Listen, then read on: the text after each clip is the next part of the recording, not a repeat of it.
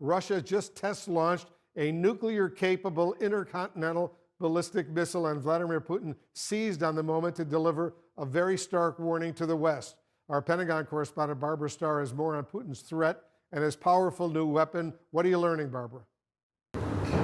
Russia releasing video of this intercontinental ballistic missile test, modernizing a key strategic weapon just as it presses forward with its new offensive in the Donbas region of Ukraine. Russian President Vladimir Putin bragging that the launch was a momentous event. This truly unique weapon will strengthen the combat potential of our armed forces, reliably ensure Russia's security from external threats, and provide food for thought for those who, in the heat of frenzied aggressive rhetoric, try to threaten our country. The RS-28 Sarmat missile, sometimes called the Satan II, was revealed back in 2016. It's designed to replace a Soviet-era model. Russia claims it can carry multiple nuclear warheads and has a range of more than 6,800 miles, making it potentially capable of striking the U.S. Russia says the missile was launched Wednesday afternoon from northern Russia, traveling across the country to a test site in the Far East. The Pentagon says the test was not a surprise. They provided advance notice of this launch under its New START treaty obligations that it planned to test this missile. The Defense Department said today that we did not deem the test a threat to the United States or its allies. But a senior U.S. defense official still said the launch was not something that would be done by a responsible nuclear power in the current tense environment. As Putin's war in Ukraine drags on, Russia appears to be determined to proceed with its advanced weapons. The U.S. canceled the scheduled ICBM test earlier this month. We're at a very tenuous point. Wanted to make sure that we were doing prudent things and managing escalation. And President Biden, Wolf, a short time ago concluded a meeting at the White House with his top military commanders from around the world, meeting with them to discuss both the general security situation and, of course, Russia-Ukraine, discussing the need for troops and military plans nowadays with all the Russian aggression to be able to adapt and change very quickly. Wolf? Barbara Starr at the Pentagon. Barbara, stay with us as we bring in CNN international diplomatic editor Nick Robertson. He's joining us from Brussels right now. Nick, what message is Putin trying to send with this intercontinental missile test at such a key turning point in the Ukraine war?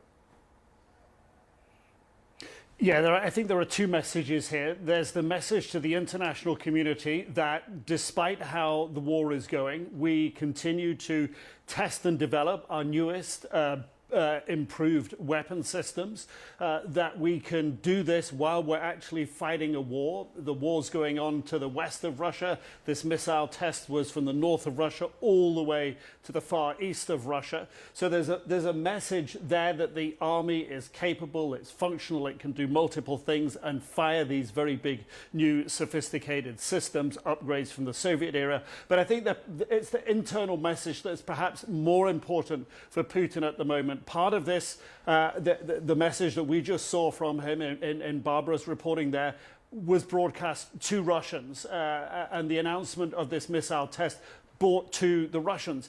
And I think this is to reinforce again the message that the army is capable, it's a modern army, it's a modernizing army, and that it can continue to fight. And this, if you will try to scotch over all the little bits of bad negative information that are slowly filtering out to Russians, that the war in Ukraine's not going well. However the Kremlin tries to spin it, they have had to pull out of Kyiv. They've spun that to their population. Putin talks about the fight now in terms of a noble cause, and trying to rally troops and put more people into the fight. So it's all part of that narrative that the Russian government is still on track with its military goals and poses a threat to its enemies. Well, on that point, Nick, how desperate is Putin right now for any sort of victory, potentially, for example, in the battle for Mariupol after Russia's humiliation around the capital of Ukraine, Kyiv?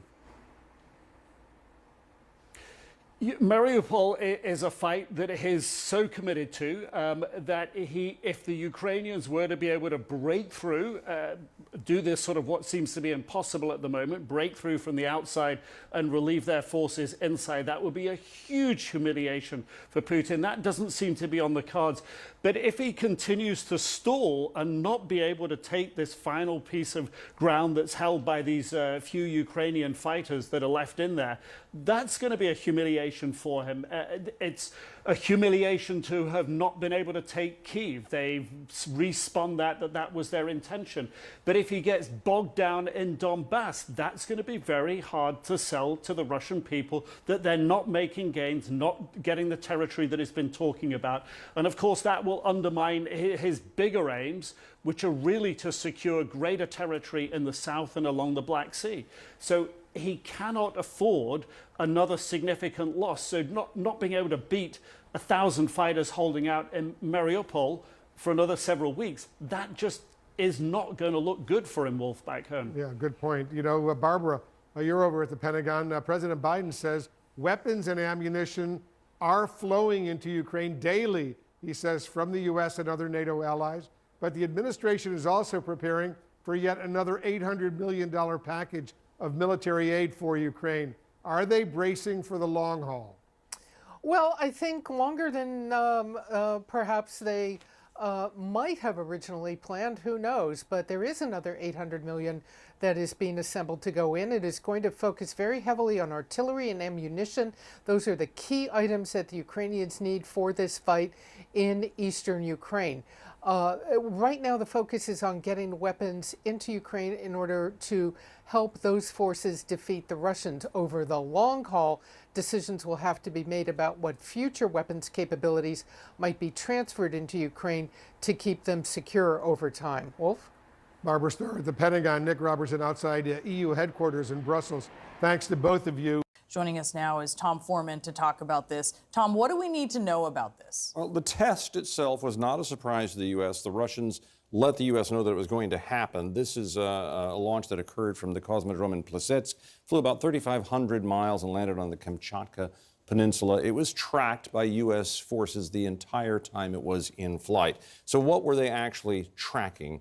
This missile is about a third of the length of a football field. It's called a super heavy ICBM in that it carries a very heavy payload. It's traveling at about Mach 20, so around 15,000 miles an hour. And it can carry up to 16 warheads, 15, 16 they believe. Now bear in mind, this can include decoys to help confuse missile defense systems. It could also carry hypersonic missiles, which it could then release, creating a different kind of threat. And very importantly, remember, it doesn't have to be nuclear warheads. This could be another way for the Russians to deliver conventional warheads in a big way if they wanted to. So the big question here is this possibility of evading defense systems. If you listen to what has been said by the Russians, they say this is something that really cannot be tracked. The question is, are they right about that, Brianna, or are they simply fudging it a little bit? I see why it's called Satan 2, now that you explained the diabolical nature of this weapon here. Tom Foreman, thank you so much for that.